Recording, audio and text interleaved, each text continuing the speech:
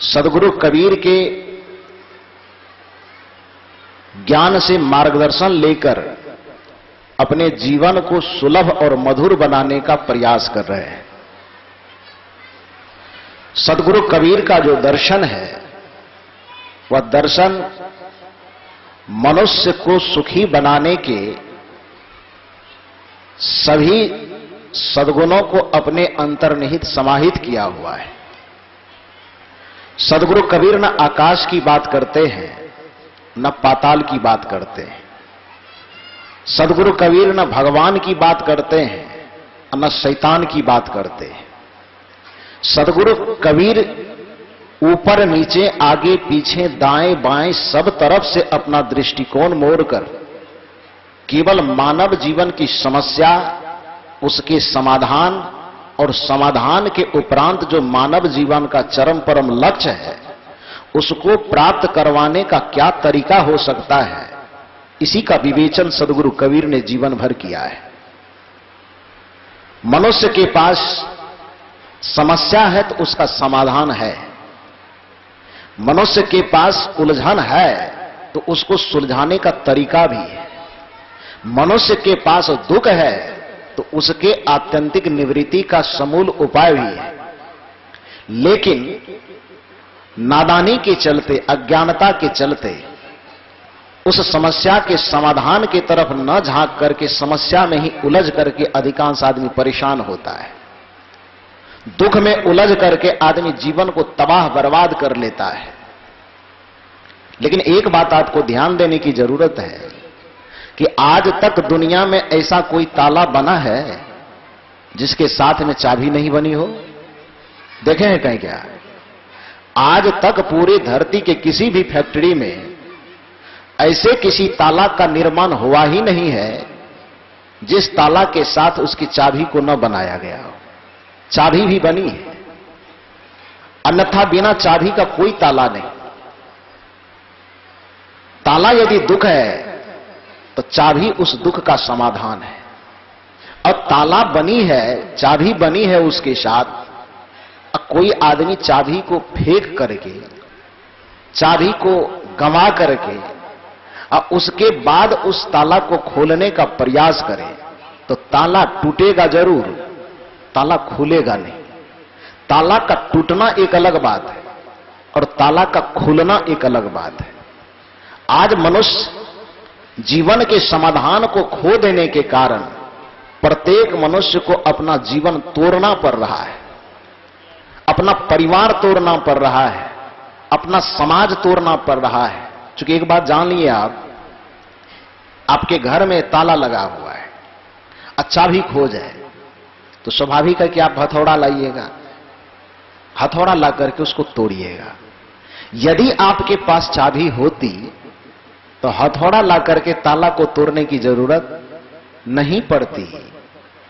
आज हथौड़े से यदि आप किसी चीज का समाधान खोज रहे हो तो सीधी सी बात है कि आपके पास समस्या रूपी ताला की जो चाबी है वो आपसे खो गई है, वो आपसे कहीं अलग चला गया है, जिसके कारण आप हर एक रिश्ते पर, बेटा अपने मां बाप के रिश्ते पे ताला मार रहा है, हथौड़ा मार रहा है, पत्नी अपने पति के रिश्ते पर हथौड़ा मार रहा है, पति अपने पत्नी के रिश्ते पर हथौड़ा मार रहा है, गुरु अपने शिष्य के रिश्ते पर हथौड़ा मार रहा है तो शिष्य अपने गुरु के रिश्ते पर हथौड़ा मार रहा है।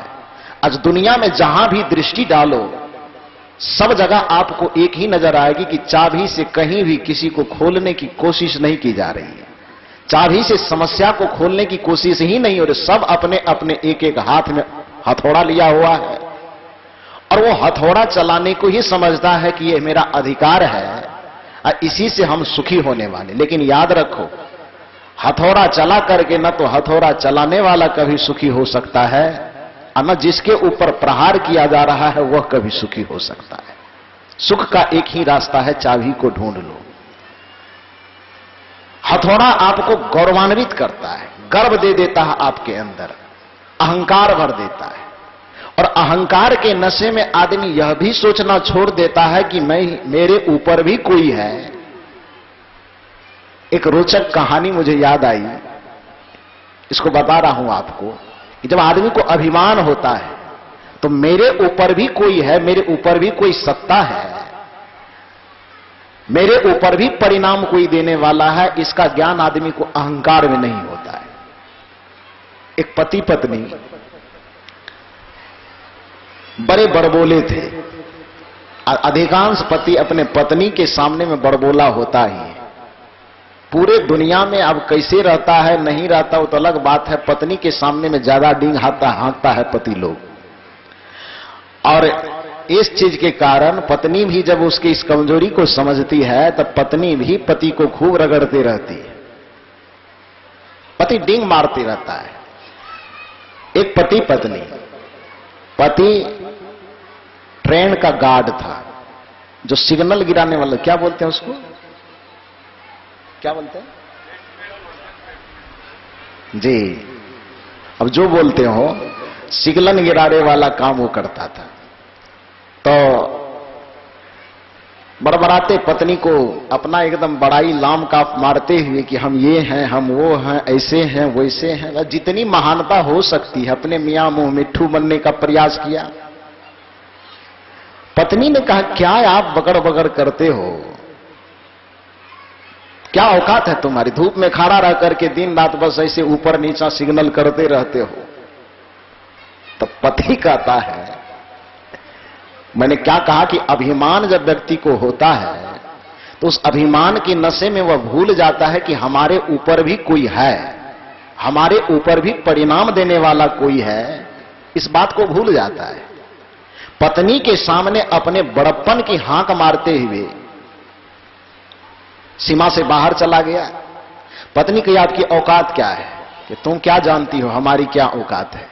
अरे केवल हम धूपे में खड़ा रहते हैं, धूप में खड़ा रहते, सिग्नल ऊपर नीचा तो करते हैं, हमको इतना पावर है, इतना पावर है कि कितना भी रफ्तार से, कितनी भी इमरजेंसी में कोई गाड़ी चलती हो, हम चाहे तो उसको जाने दें, हम चाहे तो उसको रोक दें, इतना पावर हमारे पास। ये कौन कहवाया, उसका अभिमान पत्नी के सामने डींग मार रहा है कि हमारे पास इतना पावर है, तुम तो इतना ही कहती हो कि हम धूप में खड़ा रहते हैं, आपको कोई पावर नहीं, कोई शक्ति। अरे मेरे पास इतनी पावर है कि राजधानी एक्सप्रेस भी बहुत इमरजेंसी में जा रही हो, 10 घंटा लेट होकर के भी चल रही हो, उसके बावजूद मेरी मर्जी हो तो मेरे सामने से गाड़ी गुजरे, मेरी मर्जी न हो तो वह नहीं गुजरे। परिणाम यह होता है। पत्नी ने कहा कि अच्छा दिखा सकते हो, कहा बिल्कुल दिखा सकते हैं, चलो मेरे साथ।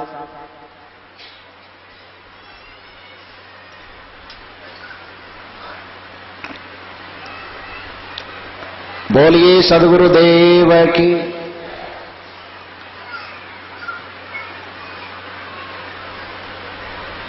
पत्नी को कहता चलो मेरे साथ। अब पत्नी को लेकर के जाता है और सिग्नल के पास खड़ा हो जाता है। संजोग से उधर से राजधानी एक्सप्रेस आ रही थी और आज उसके ऊपर में जो उस स्टेशन का या उस मंडल का जो प्रमुख प्रधान आदमी है वह उस गाड़ी में बैठा हुआ है। संजोग कहो ऐसा कि उस गाड़ी में आज वह बैठा हुआ जो पूरे उस क्षेत्र का प्रमुख है, वो और उस गाड़ी में बैठा हुआ है। अब पत्नी को ताव दिखाने के चक्कर में, पत्नी को अपनी बड़ाई, अपनी महानता दिखाने के चक्कर में और गया लेकर के सिग्नल के पास, और राजधानी एक्सप्रेस उधर से आ रही है बड़ी रफ्तार के साथ। कहा क्या था कि हमारी मर्जी हो तो गाड़ी चलेगी, अब मेरी मर्जी हो ना हो तो गाड़ी नहीं चलेगी। रफ्तार में गाड़ी आ रही थी, पत्नी को दिखाने के चक्कर में सिग्नल गिराया नहीं वो। और सिग्नल नहीं गिरेगा तो क्या होगा, गाड़ी रुकेगी ना। सिग्नल नहीं गिराया, गाड़ी रफ्तार में आ रही थी, वहीं पर गाड़ी थम गई। गाड़ी जैसे ही रुकती है तो अफरा तफरी मच गई। उतर करके आया, बड़े बड़े पदाधिकारी भी आए, हो सकता आगे में कुछ गड़बड़ी हो। पूरा जांच जब किया इधर उधर तो पटरी में कहीं कोई गड़बड़ी है नहीं, कहीं कोई परेशानी नहीं है। तो उस बड़े पदाधिकारी ने पूछा कि बताओ कि पटरी में कहीं कोई गड़बड़ी नहीं है, कहीं कोई खतरा का चिन्ह भी नहीं दिखाई दे रहा है, तो तू गाड़ी को रोक क्यों दिया, सिग्नल डाउन क्यों नहीं किया है? तो माथा खुजलाते हुए कहता, क्या कहे हुजूर, पत्नी को पावर दिखाने के चक्कर में हम गाड़ी को रोक लिए।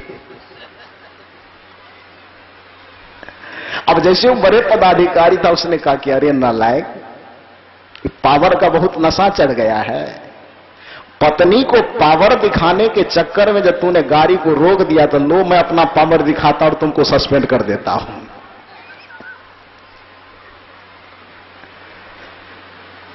सब जगह हथौड़ा है, हथौड़े से रिश्ते को खोलने की, समस्याओं को खोलने की कोशिश की जा रही है, लेकिन हथौड़ा चलाना कोई समाधान नहीं। चाबी लो। जहां कहीं भी सुख चाहते हो, जहां कहीं भी शांति चाहते हो, जहां कहीं भी आनंद चाहते हो, तो सदगुरु कबीर एक चाबी दे रहे हैं आपको। सदगुरु कबीर एक सूत्र दे रहा है कि सब आदमी सुख चाहते हो, सब आदमी शांति चाहते हो, सब आदमी आनंद चाहते हो, तो सूत्र यह है, करे बुराई सुख चाहे, कैसे पावे कोई, रोपे पेड़ बबूल का, आम कहां से हो। सुख चाहते हो तो सुख का बीज लगाओ, अन्यथा दुख का बीज लगा करके आज तक कोई सुख नहीं पाया है। यदि आम का फल चाहते हो तो कभी बबूल का बीज लगाने की भूल मत करना। बबूल के बीज लगाओगे तो प्रकृति का नियम है कि जो आप जमीन में बोते हो वही एक नहीं कई गुना हो करके आपको मिलता है। अब कोई आदमी खेत में भांग छीट करके अब मोछ में घी लगावे कि 3 महीना के बाद हम गेहूं और धान का फसल काटेंगे, उसका सपना कभी साकार होगा क्या? इतनी सी बात समझ रहे हो? सदगुरु कबीर का दर्शन यही है कि तुम जो चाहते हो, प्रकृति एक भूमि है, समाज एक भूमि है, तुम्हारा संबंध एक भूमि है। इस धरती मां से तुम जो चाहते हो तो स्वाभाविक है कि बीज रूप में तुम्हें वही डालना पड़ेगा। धान और गेहूं चाहते तो भांग का बीज छीटना बंद करो। आम कटहल लीची चाहते हो, मीठा रस चाहते हो तो नीम का पेड़ लगाना, नीम का बीज लगाना छोड़ दो। अन्यथा यदि बीज तूने थोड़ा सा लगाया दुख वाला और दूसरे को परेशान करोगे, दूसरे को पीड़ा दोगे, तो विद्वानों का कहना है कि ऐ दुनिया के लोगों, सताओ मत, तुम भी सताए जाओगे। परेशान मत हो, तुम भी परेशान किए जाओगे। लूटो मत, तुम भी लूटे जाओगे। यदि लूटने से अपने आप को बचाना चाहते हो तो किसी को लूटने की भावना मन में पनपने न दो। यदि यह भावना चाहते हो कि हमें कोई सतावे नहीं, तो अपने मन से, वचन से, कर्म से किसी को सताना बंद कर दो। यदि आप चाहते हो कि हमारा जीवन सदैव सुख से भरा हुआ रहे, तो दुख को अपने सपने के ख्याल से भी, चिंतन के ख्याल से भी उसको निकाल दो। किसी को दुख न दो, किसी को पीड़ा न दो, क्योंकि दुख आप देंगे तो मैंने कहा जमीन में हम बीज जो डालेंगे हमें वही मिलेगा। सदगुरु कबीर का दर्शन यह संकेत दे रहा है, यह शिक्षा दे रहा है हम लोगों को कि करे बुराई सुख चाहे। बुराई करके यदि सुख चाहते हो तो यह कामना कभी पूरी नहीं होगी। करे बुराई सुख चाहे, कैसे पावे कोई, रोपे पेड़ बबूल का, आम कहां से हो। यदि बबूल का पेड़ लगाओगे तो आम कहां से होगा? लोगों को एक आशा होती है कि हम गलती कर लें, सही कर लें, कुछ भी कर लें, भगवान तो है ही ना, अगरबत्ती दिखा देंगे, भगवान सब पाप ताप नष्ट कर देगा। हम कितना भी अपराध करें, कितना भी, ऐसे बताया भी गया है पंडितों के द्वारा, शास्त्रों के द्वारा। धोखेबाज लोगों ने अपना पेट पालने के लिए, अपना जीविका चलाने के लिए, अपना धंधा चलाने के लिए संपूर्ण मानवता के साथ इतना बड़ा खिलवाड़ किया है कि जो मूल सिद्धांत है इस सृष्टि का, सुख को पाने का, उससे आदमी को कोसों भटका दिया है। सदगुरु कबीर का दर्शन जो यह संकेत दे रहा है, यह वैज्ञानिक दर्शन है कि यदि बुराई करोगे तो तुम्हें उसके परिणाम में कभी सुख नहीं मिलेगा। लेकिन बहुत सारे मतों का प्रचार प्रसार करने वाले लोग, बहुत सारे पुराणों के अनुगामी, ये आपको खुली छूट देते हैं, पाप करते हो, ताप करते हो, अन्याय करते हो, कुछ भी करते हो, भगवान के सामने नतमस्तक हो जाओ, सब पाप खत्म। ये मानवता के साथ खिलवाड़ है। कोई कहते हैं बहुत अपराध करते हो, बहुत पाप करते हो, कुछ भी करते हो, गंगा जी में स्नान कर लो, सब पाप खत्म। ये कितना बड़ा अपराध है जी। अब एक बात बताओ आप, मनोवैज्ञानिक तथ्य, कि एक बच्चे को माता पिता अथवा टीचर, हमारे प्रोफेसर साहब पीछे बैठे हुए, एक विद्यार्थी को जो कोमल चित्त का है, जिसका दिल दिमाग अभी चंचल है, जीवन और जीवन के परिणाम को नहीं समझ पाया है, तो स्वाभाविक है कि उस बच्चे को पढ़ाई के प्रति आकर्षण नहीं होता है। बच्चा खेलने कूदने में ज्यादा मस्त रहता, पढ़ना लिखना नहीं चाहता है। साधारण लोगों की बात करें, विश्व गुरु रविंद्रनाथ टैगोर, जो साहित्य जगत के मूर्धन्य विद्वान, विश्व के गुरु कहलाने वाले, उनका जीवनी हम लोग पढ़ते थे शायद 7वां या 8वां में, याद नहीं है मुझे। तो उसमें उन्होंने अपने जीवनी बचपन की घटना को लिखा था कि आज मुझे भले दुनिया विश्व गुरु के नाम से जानता है, लेकिन जब बचपन में माता पिता विद्यालय भेजा करते थे तो विद्यालय न जाना पड़े इसके लिए भगवान से मनाते थे और 1 लाख उपाय करते थे। जूता में पानी लेकर के तब जूता पहन करके दिन भर चलते रहते थे कि शाम तक में किसी तरह से सर्दी खांसी हो जाए। शाम में खुली छत पर जाकर के ओस में सोते थे कि किसी तरह सर्दी हो जाए, खांसी हो जाए, तो कल स्कूल जाने से कम बचा जा सके। बचपन में सब ऐसा चाहता है। तो जो बच्चा कोमल चित्त और चंचल स्वभाव होने के कारण पढ़ना नहीं चाहता है, विद्यालय में जाना नहीं चाहता है, वो जम से जाकर के दोस्ती कर लेगा, लेकिन विद्यालय नहीं जाना चाहता है। ऐसा हम इसलिए बता रहे कि हम भी खुद वैसा करते थे, सब करता होगा। तो ऐसे विद्यार्थी को जिसको पढ़ने में रत्ती भर भी मन नहीं लगता हो, और ऐसे विद्यार्थी को कोई व्यक्ति आकर के कहे कि बेटा तुम विद्यालय जाओ अथवा न जाओ, रिजल्ट आने के वक्त में तुमको फर्स्ट क्लास का सर्टिफिकेट दे देंगे, या भरोसा दे उसको। एक तो विद्यार्थी खुद चंचल स्वभाव का है, बच्चा खुद चंचल स्वभाव का, जीवन के परिणाम, शिक्षा और शिक्षा के लक्ष्य को नहीं समझ रहा है, इतना नादान है वो। उसकी नादानी में कोई व्यक्ति जहर घोलने के लिए आ जाए कि बेटा तुमको पढ़ने लिखने पर ध्यान दो न दो कोई फर्क नहीं पड़ता है, नहीं भी ध्यान दोगे, परीक्षा जैसे होगी, रिजल्ट चाहिए तुमको फर्स्ट क्लास का, टॉपर ग्रेड का रिजल्ट तुम्हारे हाथ में दे देंगे। आप एक बात बताइए, ऐसा कहने वाला वह व्यक्ति उस बच्चे का हितैषी होगा कि दुश्मन? क्या होगा? ऐसा जो व्यक्ति आश्वासन देता हो वह बच्चे का हितैषी होगा कि दुश्मन होगा? आवाज जोर से लगाइए ना, शर्म क्यों लग रही है? दुश्मन होगा वो। विद्यालय जाने से जो वंचित करता हो, पढ़ाई करने से जो वंचित करके, पढ़ाई करो नहीं परिणाम दे देंगे, विद्यालय जाओ नहीं परिणाम दे देंगे, मनोविज्ञान यह कहता है, दर्शन यह कहता है कि वह व्यक्ति उस बच्चे के भविष्य के साथ खिलवाड़ कर रहा है, वह व्यक्ति उस बच्चे का हितैषी नहीं हो सकता है, वह उस बच्चे का सबसे बड़ा दुश्मन होगा। ठीक उसी प्रकार से कोई पंडित, कोई परंपरा, कोई पोथी, कोई पुराण यदि आपको यह कहता है कि तुम गलत करो कि सही करो, जीवन के अंतिम क्षण में तुमको रिजल्ट हम सुख वाला दे देंगे, तुम चाहे कर्म शुभ कर्म करो कि नहीं करो, चाहे तुम मुर्गा काटो कि खस्सी काटो, चाहे तुम लोगों का शोषण दमन करो कि उत्पीड़न करो, चाहे छल करो कि प्रपंच करो, अरे बस मेरे भगवान के सामने एक बार मस्तक झुका लो, तुम्हारे सभी पापों का नाश करके हम तुमको मुक्ति का सर्टिफिकेट दे देंगे, शांति का सर्टिफिकेट दे देंगे। बताओ वह व्यक्ति मानवता और मनुष्यता का सबसे बड़ा दुश्मन है कि हितैषी? क्या है? समझ में आ रही है? कबीर कहता है नहीं तुम्हें पढ़ाई का रिजल्ट अच्छा चाहिए तो विद्यालय जाओ। कबीर यह कहते हैं कि यदि तुम्हें कर्म का अच्छा रिजल्ट चाहिए, जीवन का अच्छा परिणाम चाहिए, तो शुभ कर्म करो, सबके प्रति सद्भावना रखो। करे बुराई सुख चाहे, कैसे पावे कोई, रोपे पेड़ बबूल का, आम कहां से हो, और एक बात यह भी ध्यान देने योग्य है आपको कि जिस भगवान का डर दिखा करके, जिस भगवान का लालच देख करके पुराणपंथी पंडित लोग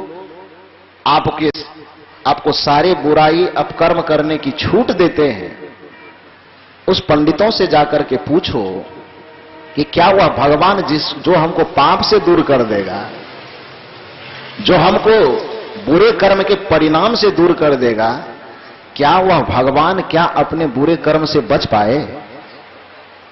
जिस भगवान के भरोसे हम सब कर्म करने के लिए खुले छूट पा रहे हैं, तो हमें यह पूछना चाहिए अथवा हमें यह जानना चाहिए कि जिस भगवान के भरोसे हम नैतिक अनैतिक सारे कर्म करने पर तुले हुए हैं, क्या वह भगवान अपने बुरे कर्म के परिणाम से बच पाए?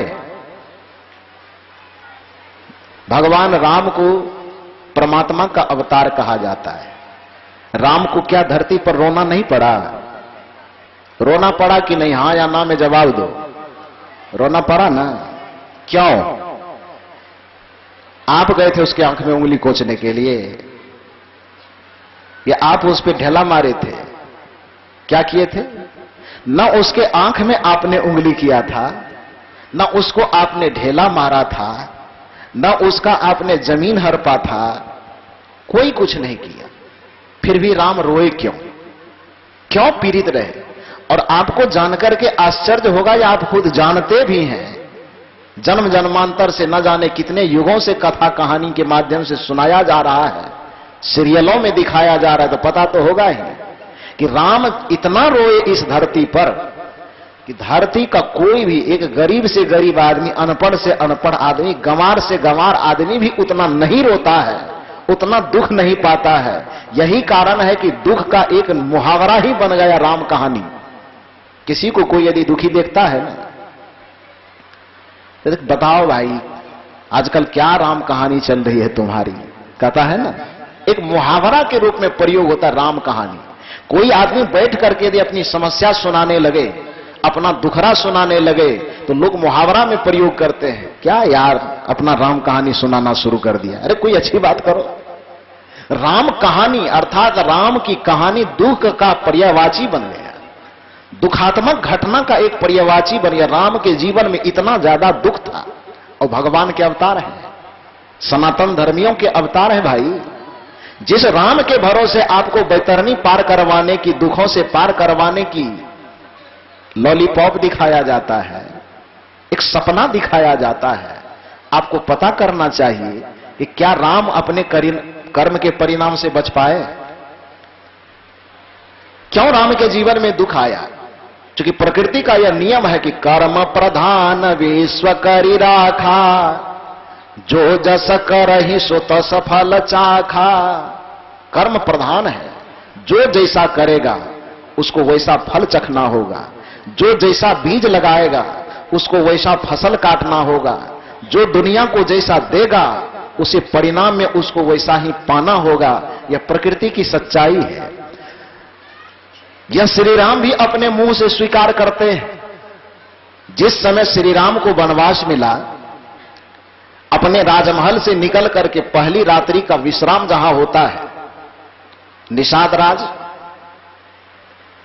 और निषाद राज के राज में प्रवेश करता है।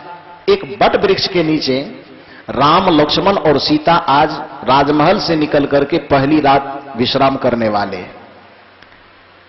संजोग से सीता और राम घास फूस बिछा करके उस पर आराम करने की मुद्रा में लेटे हुए, सोएगा क्या? चिंता करने वाला आदमी सोता नहीं। राम और सीता को राजमहल से निकाल दिया गया बेवजह, तो नींद इतनी आसानी से आ जाएगी?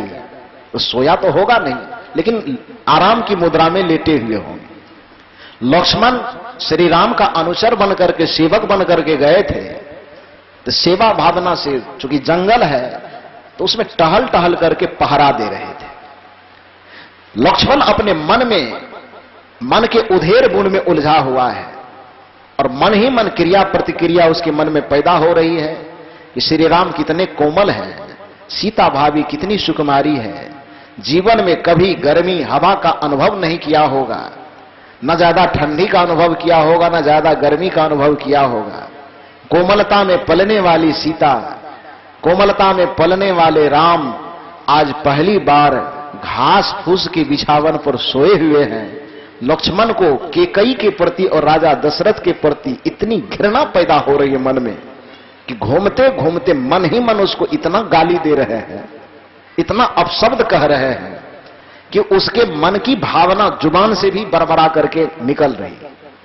और लक्ष्मण की बरबराहट को जब बगल से निषाद राज सुनता है तो वह भी धीरे धीरे टहलते टहलते लक्ष्मण के पास आ जाते हैं। लक्ष्मण से पूछते हैं कि भैया आप क्या बरबरा रहे हो?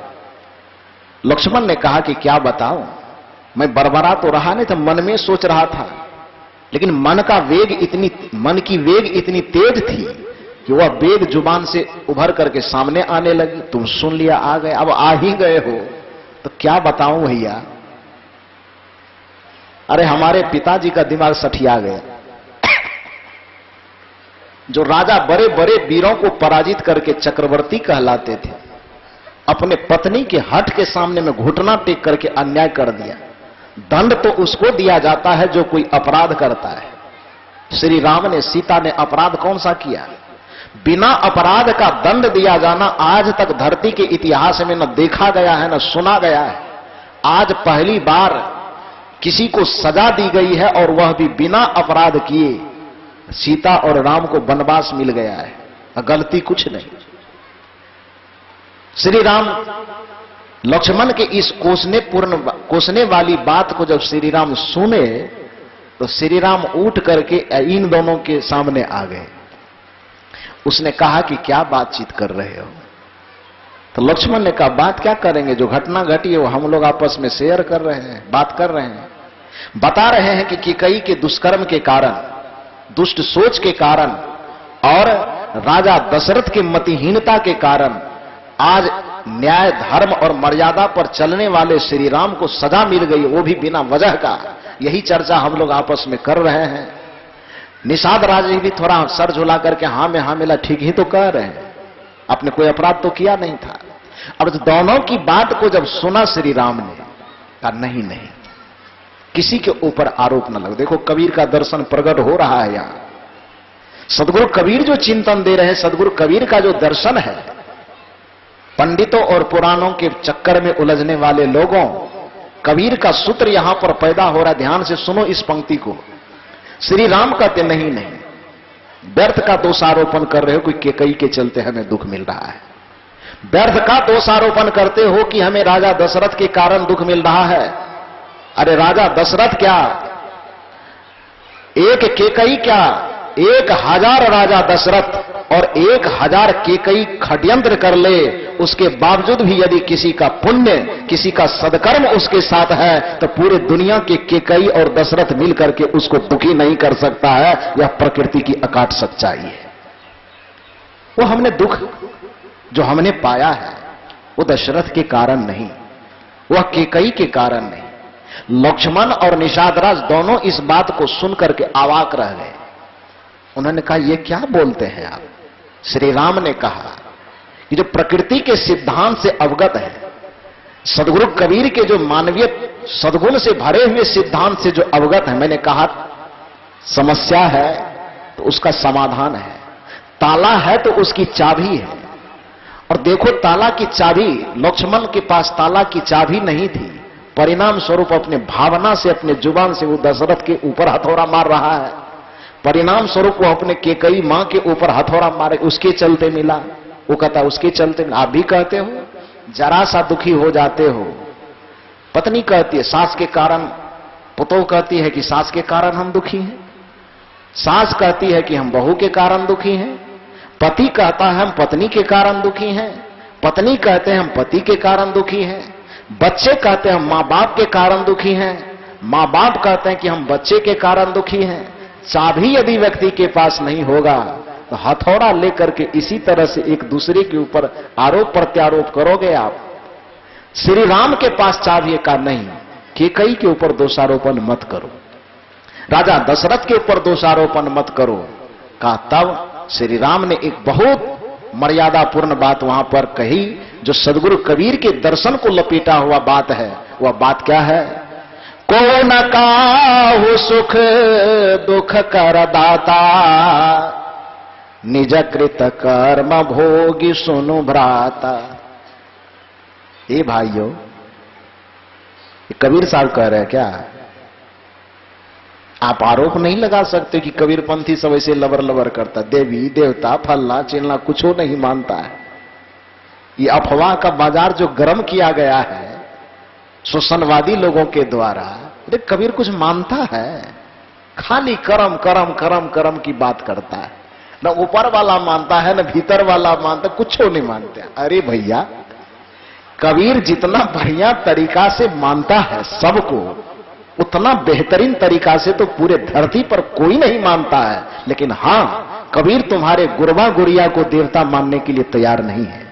कबीर तुम्हारे सोखा मोखा को देवता मानने के लिए तैयार नहीं है।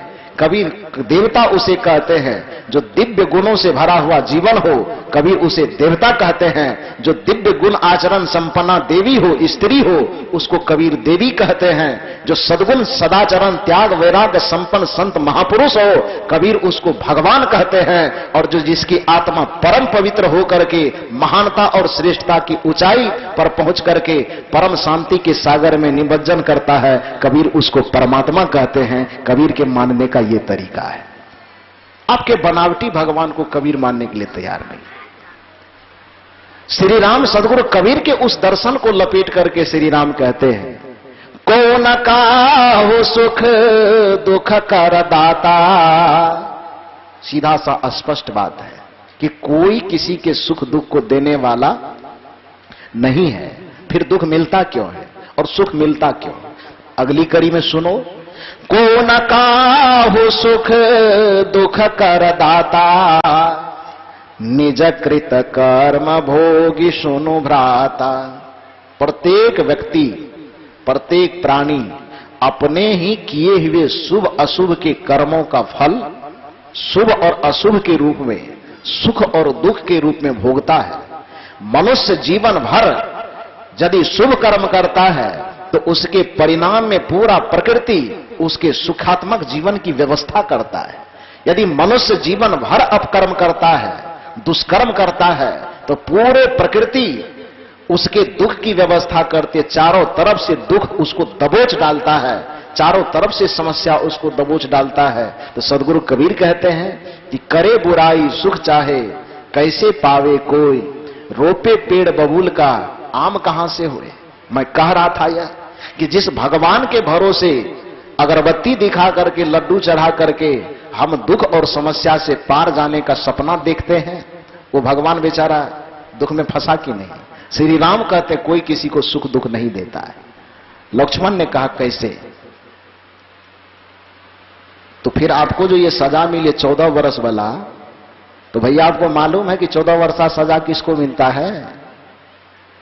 14 वर्ष की सजा किसको मिलता? आप लोग बताइए। पता है ना भारतीय संविधान का कानून? 14 वर्ष की सजा किसको? मर्डर करने वाले, जिसने खून किया है। भाई साहब, आपको 14 वर्ष की सजा आकार, अभी तो कोई कारण दिखाई नहीं दे रहा है, लेकिन आप ही का कहना है कि बिना कारण का दुख मिलता ही नहीं है, और अभी हमें तो दिखाई दे नहीं रहा कि आपने किसी का मर्डर किया है। तो फिर आप ये बताइए कि ये 14 वर्ष की सजा जो आप भुगतने चले आए, ये 14 वर्ष की सजा मर्डर करने वाले को मिलती है, अभी मर्डर दिखाई दे नहीं रहा है, तो आखिर आपने किसका मर्डर किया, कब खून किया, किसकी हत्या की, जिसके आह स्वरूप, जिसके परिणाम स्वरूप आपको ये हंसता खेलता संसार पूरा 1 मिनट में बिखर गया। जाने थे राजगद्दी पर और चल दिए वन के तरफ। पहनना था राजसी पोशाक, सर में मुकुट, और सब चीज खोल करके एकदम ये ललका कपड़ा पहना करके जंगल में भेज दिया भिखारी की तरह। ऐसा क्यों? इसका प्रसंग श्रीमद् भागवत कथा के अंतर्गत आता है। जिस समय दशरथ का शरीर छूटे, ध्यान से सुनिए, बड़ा एकदम आप लोग भी एकदम माथा रगड़ते रहते हो यहां वहां। श्री राम ने दुख क्यों पाया 14 वर्ष? पुराण के ही कथाकार, पुराण को ही लिखने वाले लोग इस घटना का जिक्र करते हुए कहते हैं, श्रीमद् भागवत कथा के अनुसार जिस समय राजा दशरथ का शरीर छूट गया।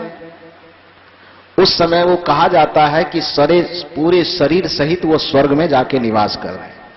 कबीर परंपरा में ये बात नहीं मानी जाएगी, शरीर को तो यहीं जला दिया जाता है, जल के खाक हो जाता है। अब पुराण वाली बात है तो वो तो आकाश को पताल, पताल को आकाश बनाने का नियम जानता है। तो खैर जब कथा ही सुन रहे तो कथे के तरीका से इसको सुनो, निष्कर्ष बाद में निकालना।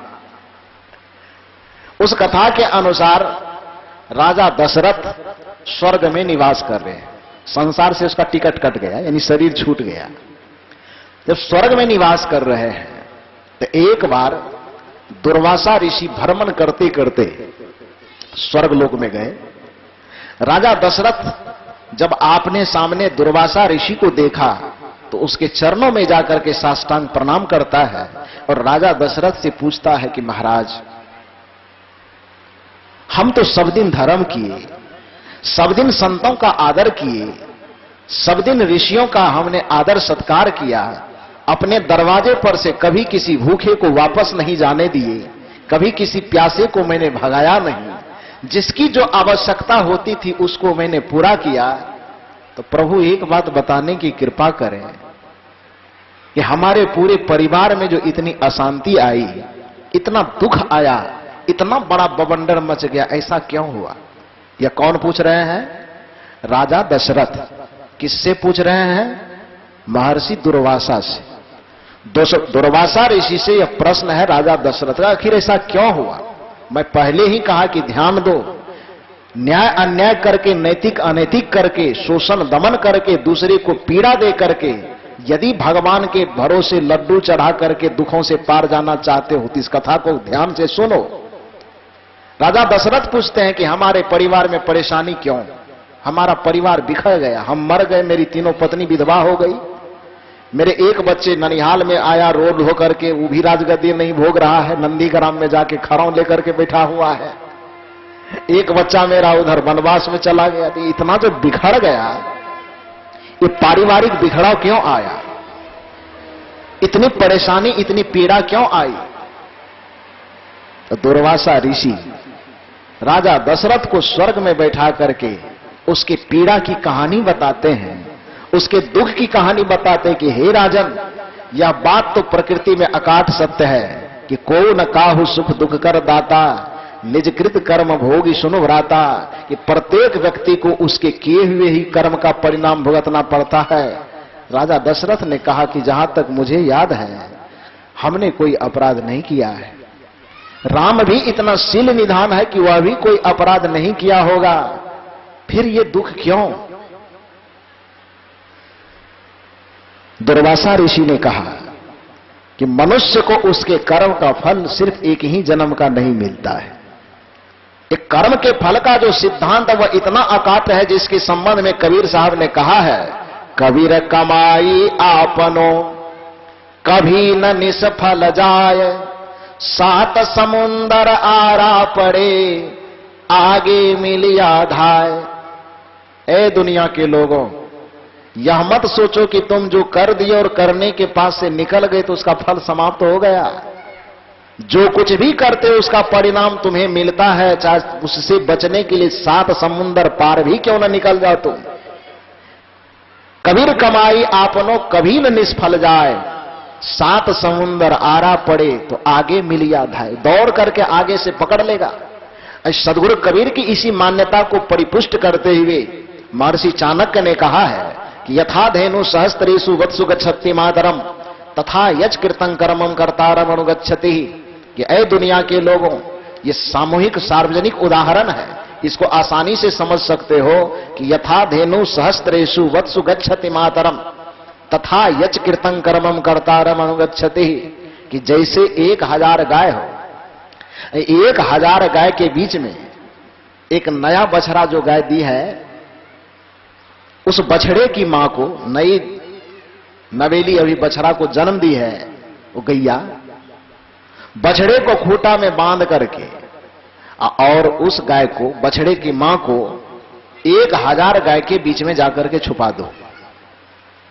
1000 गाय हो कहीं, जिस बछड़े की जो मां है गाय, उस गाय को 1000 अन्य गायों के बीच में जाकर के आप छुपा दीजिए। उसके बाद बछड़े के गर्दन में या पैर में जो आपने रस्सी बांधा है, उसके गर्दन से अथवा पैर से रस्सी को खोल दीजिए। अब बताइए कि वह बच्चा कहां जाएगा? कहां जाएगा? मालूम है? बहुत समझदार लगते हो बनने वाले सब लोग। महंत श्री रघुनंदन साहब के शिष्य हैं आप, तो समझदार तो आपको होना ही चाहिए। लेकिन लोगों के बहकावे भुलावे में आकर के कभी कभी आप भी समझदारी को, चाबी को फेंक करके हाथ में आप भी हथौड़ा ले लेते हो। ये गलती मत करना। समझदारी यही कहती है। तो गाय के पास वह बछड़ा जाएगी। महर्षि चाणक्य कहते कि यथा धेनु सहस्त्रेषु वत्सु गच्छति मातरम, जैसे हजारों गायों की, यथा धेनु, धेनु मन गाय, और सहस्त्रेषु, सहस्त्र मन हजार, ईशु बहुवचन शब्द है। यथा धेनु सहस्त्रेषु, जैसे हजारों गायों के बीच में, वत्सु गच्छति मातरम, वत्स मन होता बच्चा, अब मातरम मन अपने मां के पास। जैसे हजारों गायों के बीच में बछड़े की यदि मां छिपी हुई हो, तो उस हजारों गायों के बीच में ढूंढते, खोजते, भटकते, अटकते, इधर से उधर से, देर से ही सही, आज हो कल हो, वह बछड़ा अपने मां के पास पहुंचेगा। इसमें कोई दो मत नहीं है। तथा यच कृतम कर्मम कर्तारम अनुगच्छति, ठीक उसी प्रकार से कर्ता के द्वारा किए गए कर्म का परिणाम देर सवेर उसके पास पहुंचेगा। इसमें कोई संदेह नहीं है। कोई न काहू सुख दुख कर दाता, निजकृत कर्म भोगी सुनो भ्राता। दुर्वासा ऋषि कहते हैं कि तुम अभी राम को देख रहे हो, तब अभी उसमें कोई अवगुण नहीं दिखाई दे रहा है, लेकिन कर्म का फल केवल एक ही जन्म का नहीं मिलता है। जन्म जन्मांतर तक कर्मों का फल उसका पीछा करते आता है। तब राजा दशरथ हाथ जोड़ करके पूछते हैं कि अब आप बताइए कि आखिर मेरे बच्चे ने, राम ने कौन सा अपराध किया, कौन सी गलती की, जिसका परिणाम इतना भयंकर आया कि पूरी राजसत्ता बिखर गई, पूरा परिवार बिखर गया। महर्षि दुर्वासा अब कथा सुना रहे हैं। बोला, जिस समय तुम्हारा पुत्र विष्णु के रूप में था, घटना उस समय की है कि देवासुर संग्राम चल रहा था। देवासुर माने देवता और असुर का संग्राम। असुर कहे तो असुर माने कोई पाकिस्तानी नहीं, असुर का मतलब कोई चीन वाला। यह भी पंडितों की एक बहुत बड़ी चाल है। असुर नाम के लोगों को, जो जिसको जिसको भी असुर कहा गया, उसको इतना हैवान बना करके फोटो में, पोस्टर में, पुराणों में चित्रित किया गया है कि असुर नाम कहने के साथ ही बच्चा बच्चा इस बात को समझ, असुर माने जिसको 10 ठो मूड़ी होगा, जिसका दांत बड़ा बड़ा होगा, जो देखने में पूरा भयंकर होगा, जो काला होगा, ऐसा नहीं। देवता कोई दूध का धोया हुआ आदमी नहीं है, और असुर कोई कालिक का पोता हुआ आदमी नहीं, बल्कि देवता और असुर दोनों कौन है आपको जानना चाहिए। सनातन धर्म से जुड़े हुए लोग हैं आप, तो सनातन संस्कृति का कुछ ज्ञान होना चाहिए। महर्षि कश्यप एक बहुत बड़े ऋषि हैं, और महर्षि कश्यप की 2 पत्नी, एक पत्नी का नाम दीति और एक पत्नी का नाम अदिति। कश्यप की 2 पत्नी दीति और अदिति। इधर से दोनों सगी बहन है, आप एकदम एक मां के कोख से जन्मी हुई बेटी, सगी बहन दीति और अदिति। दीति और अदिति की शादी होती है कश्यप से, महर्षि कश्यप से। उस कश्यप के द्वारा और दीति अदिति के द्वारा जो बच्चे जन्म लिए, तो एक मां से जो जिस बच्चे का खानदान चला, उस खानदान को देवता का खानदान कहा गया, और दूसरे मां से जो बच्चे का खानदान चला, उस खानदान को असुर का खानदान कहा गया। बाप एक, मां 2। यदि मां के तरफ से देखा जाए तो देवता और असुर दोनों मौसेरा भाई हुआ ना जी, और यदि बाप के तरफ से देखा जाए तब दोनों भाई कौन हुआ? सौतेला भाई हुआ। मां के तरफ से देखा जाए तो मौसेरा भाई, अब बाप के तरफ से देखा जाए तो सौतेला भाई। दोनों एक समान है। बाप के हर एक संपत्ति पर दोनों का बराबर अधिकार है। बाप के चाहे जमीन हो, चाहे घर हो, चाहे मकान हो, चाहे दोनों का बराबर अधिकार होगा। देवता लोग थोड़ा बुद्धि से तेज तर्रार आदमी था, वो हड़प करके असुर का सब चीज अपने में खींच लेना चाहता था, तो लड़ाई होगी कि नहीं होगी? तो देवता और असुर की लड़ाई कोई चीन और भारत की लड़ाई नहीं थी। देवता और असुर की लड़ाई कोई भारत और पाकिस्तान की भी लड़ाई नहीं थी। वैश्विक स्तर पे कोई आपसी, वो केवल पारिवारिक विवाद था। और जहां कहीं भी स्वार्थ में टकराव होगा, जहां कहीं भी अहंकार में टकराव होगा, तो वहां छोटा मोटा विवाद होते रहता है। देवता और असुर के विवाद में जो विष्णु कहलाने वाले, जो भगवान के त्रिदेव में तीन प्रमुख देवताओं में ब्रह्मा, विष्णु और शिव में जो विष्णु जी थे, वो देवताओं के पक्ष से ज्यादा उसका पक्ष लिया करते थे, उनके तरफ से हां में हां मिलाया करते थे। जब देवता और असुर का संग्राम हुआ तो असुर इतने ताकतवर थे, इतने शक्तिशाली थे कि अपने बौद्धिक बल से, शस्त्र बल से, शास्त्र बल से किसी भी तरह से देवताओं को जीतने नहीं देता था। देवता हर बार छल करके, कपट करके, प्रपंच करके, धोखा दे करके असुरों से जीता करता था। परिणाम यह हुआ कि बार बार देवताओं की हार होती थी और असुर जीत जाता था। तब जाकर के विष्णु बड़ा कपटी आदमी था। विष्णु जो सनातन धर्म के बड़े देवता, बड़ा कपटी आदमी, चालबाज, छलिया आदमी था। वो वेश बदलने में माहिर था, 420 आदमी। उसके पास जाकर के देवताओं ने आग्रह किया कि बड़ा परेशान हो रहे हैं, नैतिक बल से तो हम लोग जीत नहीं पा रहे हैं, अपने बौद्धिक बल से हम जीत नहीं पा रहे हैं, आप थोड़ा मदद कीजिए। अब कुछ ऐसा चाल चलिए, धोखा दे करके हो चाहे जैसे हो, इसको पराजित किया जाए। विष्णु तो छलिया में माहिर, इसी कारण से राजा बलि के पास गया कि 3 डेग जमीन दीजिए। अब बेचारे का पूरा दुनिया हड़प लिया उसका। हड़पा ना जी, मांगा, भीख मांगने गया कि हमको 3 डेग जमीन दीजिए, जग करना है। कोई भी आदमी भरोसा करके कहे ठीक है, केवाला वाला बढ़ा दिया, जो ली, दस्तखत कर दिए, तुमको जो लेना है ले लो। अब तुम्हारे भरोसा पर यदि कोरा कागज पर साइन कर दिया गया है, तो तुम्हारे पास भी धर्म होना चाहिए कि हम जितना मांगे हैं उतना ही लें। अरे साइन करवा लिया कोरे कागज पर, और उसके बाद उसके ऊपर में उसके पूरे जिंदगी की सारी संपत्ति भरवा ली गई। ऐसे छल करने वाले को यदि देवता कहा जाए तो फिर असुर किसको कहा जाएगा, ये बताओ?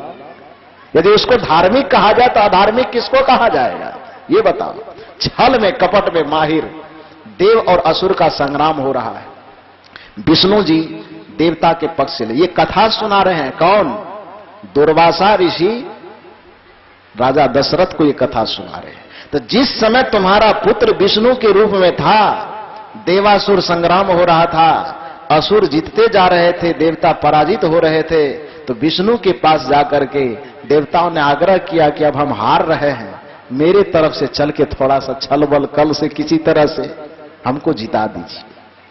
विष्णु जी आए और अपने छल बल से सबको पराजित करते चले जा रहे हैं। उसी पराजित करने के क्रम में बहुत सारे असुर माले चले गए, और कुछ जो असुर बचा तो कोई किधरों भाग गए, कोई किधर भाग गए। उसमें से 2 प्रमुख जो राक्षस था असुर, वह अपनी जान बचाने के घायल तो हो ही गया था युद्ध में, वो जान बचाने के चक्कर में भागते, ध्यान से सुनो, ये कोई नानी दादी वाला कथा नहीं है। बढ़िया लग रहा है सुनने में? आप कहो तो बंद कर दो क्या? परेशानी हो रही है आपको?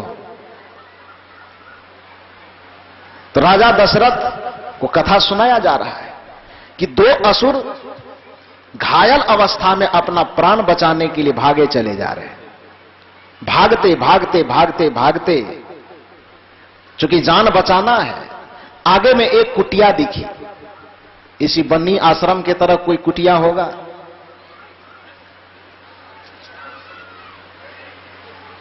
उस कुटिया में वह दोनों घायल असुर अपना प्राण बचाने के लिए दौड़े दौड़े जाता है। आप लोग ध्यान केंद्रित कीजिए मेरे तरफ, इधर उधर मत देखिए। वो दोनों असुर जाता है अपना प्राण बचाने के ख्याल से। उस कुटिया में एक बूढ़ी माता थी, उससे आग्रह करता है कि मां, मेरा प्राण बड़ा संकट में है, मैं मरने वाला हूं, मेरे पीछे दुश्मन लगे हुए, खदेड़ते हुए आ रहा है, यदि मेरे ऊपर उसकी दृष्टि पड़ गई तो यही मुझे खंड खंड करके समाप्त कर देगा। माता मुझे बचा लो। अब कोई दुश्मन आदमी भी हो, किसी आदमी को मां कहे तो मां एक ऐसा प्यारा शब्द है, जब पत्थर से पत्थर हृदय वाले आदमी भी यदि मां कहे किसी को, तो उस मां के स्तन से, ममता से दूध निकलना शुरू हो जाएगा। मां शब्द इतना प्यारा शब्द होता है। कहा मां मेरी प्राण संकट में है, मुझे बचा लो। उसने सोचा, अब वह कोई साधारण महिला नहीं थी, और वह किसी साधारण आदमी का आश्रम नहीं था। वह आश्रम था महर्षि भृगु का, जिससे भार्गव वंश चला है। महर्षि भृगु का वह आश्रम था, और वो बूढ़ी माता महर्षि भृगु की धर्मपत्नी थी। शास्त्र की ज्ञाता तो थी ही, धर्म की ज्ञाता थी ही, क्योंकि ऋषि पत्नी है। उन्होंने कहा कि मां तुम कहे हो तो तुम्हें मैं छत्र छाया जरूर दूंगी। वैसे भी हमारे सनातन संस्कृति, हमारा भारतीय संस्कृति यह कहता है कि अतिथि देवो भवः, अतिथि की रक्षा करनी चाहिए। अहिंसा परमो धर्मः, अहिंसा परम धर्म है, किसी को की रक्षा करनी चाहिए। आत्मरक्षितो परम धर्म। इन सारी बातों को ध्यान में रखते हुए कहा कि तुम डरो मत। अब ऐसे जगह पे आ गए हो, बन्नी आश्रम में आ गए हो, मैं रघुनंदन गोस्वामी तुम्हें मरने नहीं दूंगा। आ गए तो बाद में फरियाद लेंगे कि जो होगा देखा जाएगा, पहले छुपो जाकर के कुटिया में। महर्षि भृगु की धर्म पत्नी जाकर के कहा कि छुप जाओ बेटा, जाओ, जो होगा देख लेंगे हम, पहले छुपो तुम, तुम्हारे प्राण को कुछ नहीं होगा। जाकर के वो दोनों छिप जाते हैं। तब तक में विष्णु भी बदहवास होकर के उधर से खदेड़ते आ रहे हैं पीछे से। चूंकि रक्त जो शरीर से गिरा था, तो उस रक्त का कुछ बूंद तो साथ साथ आ ही रहा था ना। तो जैसे ही विष्णु जी वहां आते हैं तो देखा कि रक्त की बूंद इसके कुटिया तरफ गई है। कुटिया के गेट पर महर्षि भृगु की पत्नी बैठी हुई है, ध्यान में और माला जप रही है। विष्णु जी उधर से आए, ए बुढ़िया क्या कर रही हो? कोई आदमी इधर से गया है क्या? भृगु की पत्नी आंख खोलती है और उसने कहा कि मतलब इतना गरज करके क्यों बोलते हो भाई, तुम कौन हो? कहा मैं विष्णु। कहा अच्छा अच्छा, तुम ही विष्णु हो, क्या काम है? मर्यादा से बात करो, आश्रम है, आश्रम में गरज करके बोलना मना है। क्या चाहिए? शांति से पूछो। विष्णु तो क्रोध में था, शांति की बात उस समय सुहा देगा, उसको समझ में आएगी शांति की बात। उसने कहा कि शांति का पाठ बाद में पढ़ाना, ये बताओ कि ये दो आदमी अभी इधर से गुजरा है? महर्षि भृगु की पत्नी हिम्मत वाली थी, उन्होंने कहा हाँ गुजरा है। कहा कहां है? कहा मेरे कुटिया में। कहा उसको निकालो। कहा क्यों? उसको मारेंगे। कहा तुम्हारी दादागिरी चलती है क्या? तुम्हारी दादागिरी चलती होगी तुम्हारे घर में, तुम्हारी दादागिरी चलती होगी तुम्हारी विष्णु लोक में। यह मेरी कुटिया है, मेरी कुटिया, यह अहिंसा का प्रदेश है, यह धर्म का प्रदेश है, और यहां तुम मार काट की बात करते हो। जब मेरे आश्रम से वह निकल जाए अपने स्वेच्छा से, उस समय तुम उसको मार देना कि काट देना हम रोकने नहीं जाएंगे। लेकिन अभी वो मेरा अतिथि है, अभी वो अपने प्राण की रक्षा के निमित्त एक संत का आश्रय लिया हुआ है, अभी तुम उसका वध नहीं कर सकते हो। विष्णु ने कहा मैं कुछ नहीं जानता, उसको निकालते हो कि नहीं? कहा जब तक मेरे शरीर में प्राण दौड़ रहे हैं विष्णु, तब तक उसको मारने की बात तो छोड़ दो, उसका बाल बांका नहीं कर सकते हो। विष्णु ने कहा कि यही बात है, यही बात है कि तुम्हारे प्राण जब तक रहेंगे तब तक तुम नहीं मारने दोगे। नीति का पाठ बाद में पढ़ाना, वो मेरा दुश्मन है, उसको हमें मारने दो। विष्णु से जैसे ही बकझक होता है, अंत में विष्णु को गुस्सा इतना ज्यादा उठता है कि महर्षि भृगु के पत्नी की कोई भी बात उसको शांत नहीं कर पा रहे हैं। परिणाम में क्रोध में आकर के विष्णु जी इतने आग बबूला हो गए कि अपने सुदर्शन को निकाला और भृगु के पत्नी के गर्दन पर चला दिया। भृगु के पत्नी का गर्दन कट करके गिर गया। जोर से चित्कार की आवाज हुई। आवाज को सुन करके नदी में स्नान करने जो महर्षि भृगु गए थे, उधर से दौड़े दौड़े आते हैं। देखा मेरी पत्नी लहूलुहान लथपथ गिरी हुई है, उसका सर उधर बिखरा हुआ है, उसका धड़ उधर बिखरा हुआ है। कोई पति अपने धर्म पत्नी का यदि इस तरह से बिखरा हुआ सब देखे, उसको कैसा लगेगा? क्या समझ में आएगा उसको? चित्कार करते हुए छाती पीटते पीटते वो रोते हैं और उसने कहा कि मेरी धर्मशीला पत्नी को किसने मारा? यह तो एक चींटी तक को नहीं मारती थी, इसने किसका क्या बिगाड़ा जिसकी हत्या कर दी गई? कौन पापी है? किसके पाप का समय पूरा हो गया है? किसके पाप का घड़ा भर गया है जो मेरी धर्मपत्नी की इस हाल में मेरे धर्मपत्नी को पहुंचाया है? तब तक में कोई कितना भी आदमी, खूंखार आदमी हो, यदि उससे कुछ अपराध हो जाता है तो बर्फ से भी ज्यादा ठंडा हो जाता है। होता है ना जी? गलती करने तक आदमी को पता नहीं चलता है, लेकिन जब गलती हो जाती है तब उसको समझ में आता है कि हमसे अपराध हो गया। विष्णु को तब तक में यह ज्ञान हो गया था कि हमसे बड़ी गलती हो गई, हम क्यों मार दिए इसको। सर झुकाए खड़ा है विष्णु। महर्षि भृगु क्रोधावेश में जितनी बातें हो सकती थी भीतर के दर्द को बयान कर रहा था कि कौन पापी है, कौन दुष्ट आत्मा है, अभी उसको मेरे सामने लाया जाए, मैं अभी उसको फाड़ दूंगा। जो कहना था उसके दिल में जो बात छिपी थी, आवेश में वो अभी कहते जा रहा था। विष्णु चुपचाप सर झुकाए खड़ा है। विष्णु जी ने अंत में कहा कि जिस पापी को आप खोज रहे हैं, जिस पापी ने आपके धर्मपत्नी का ऐसा हाल किया है, वो पापी कोई और नहीं प्रभु, वो पापी मैं ही हूं, मैं आपके सामने खड़ा हूं। महर्षि भृगु ने जब इस बात को सुना तो कहा, अरे तुम तो धर्मात्मा कहलाते हो, तुम्हें लोग भगवान कह करके पूजा करते हैं। भगवान तो दूसरों की पीड़ा को हरते हैं। यदि पीड़ा देने वाले को भी भगवान कहा जाए तो फिर हैवान किसको कहा जाए? यदि पीड़ा देने वाले को भी धार्मिक कहा जाए तो अधार्मिक किसको कहा जाए? यदि पीड़ा देने वाले को भी पुजारी कहा जाए तो फिर पाखंडी किसको कहा जाए? यदि पीड़ा देने वाले को भी गुरु कहा जाए, ईश्वर कहा जाए, तो फिर कसाई किसको कहा जाए?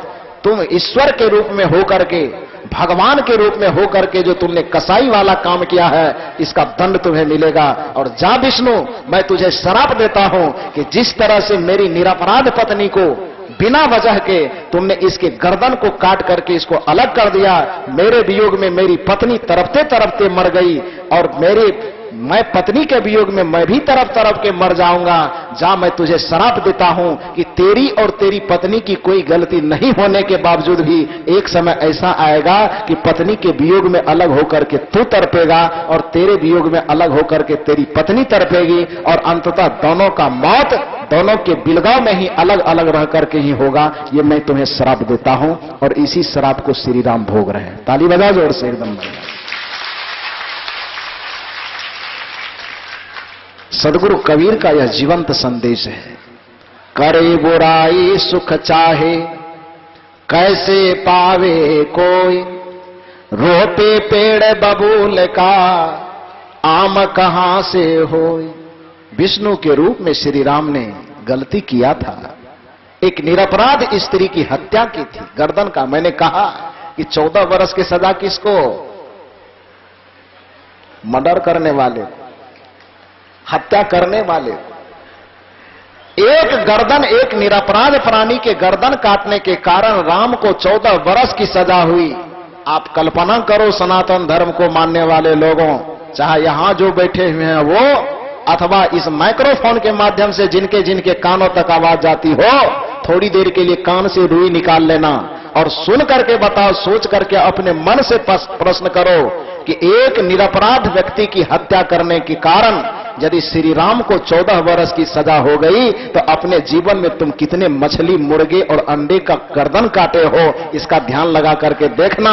और जितने निरपराध प्राणियों की हत्या करते हो, जितने निरपराध प्राणियों को तुम कष्ट देते हो, तो उतना गुना तुम 14 साल से कर लेना। इतना जन्म तक तुम्हें दुख भोगना पड़ेगा। उस दुख भोगने से तुम्हें दुनिया का कोई भी भगवान और देवी देवता नहीं बचा पाएगा।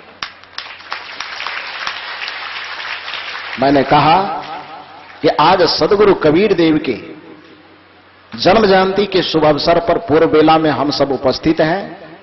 मानव और मानव जीवन की समस्याओं पर केंद्रीभूत, मानव और मानव जीवन के समाधानों पर केंद्रीभूत सदगुरु कबीर का दर्शन है। उस दर्शन के संबंध में थोड़ा बहुत निवेदन मैंने किया। उस दर्शन पक्ष में मैंने कहा कि सबके जीवन में समस्या है, सबके जीवन में परेशानी है, सबके जीवन में उलझन है, सबके जीवन में दुख और दर्द है, लेकिन उस दर्द का समाधान है, उस पीड़ा और परेशानी का समाधान है। ताला यदि है तो उसकी चाबी है। हां, लेकिन आदमी को उलझना कब पड़ जाता है? जब चाबी खो जाती है तो फिर हथौड़ा लेकर के ताला को तोड़ने